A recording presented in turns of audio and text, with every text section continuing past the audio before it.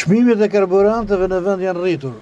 Në vetëm 40 orë pas fillimit të operacionit amerikano-izraelit në Iran, në Shqipëri nafta dhe benzina kërcyen në 182 dhe 183 lekë për litër. Karburantët u rritën sërish me 6-8 mars, për të kulmuar ditën e martë me 10 mars, si dhe në ditën e vijim. Të premte në Durrës, çmimet kanë arritur në rreth 198 lekë për litër. Rritje kanë pësuar dhe çmimet e gazit dhe benzinës. Ndërsa nafta po rritet, taksiset paralajmërojnë shtrëngtim të biletave të udhëtimit, po ashtu dhe sektorë të tjerë të ekonomisë. Në Durrës, sektori më i goditur nga nafta, përveç transportit që ndikon në turizëm, është dhe sektori i peshkimit.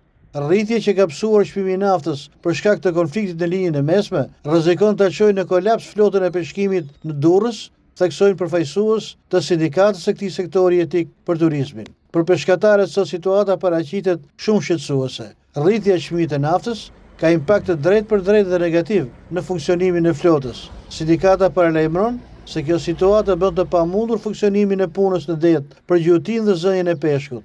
Flota, theksojnë ata, po hyn gradualisht një kaos.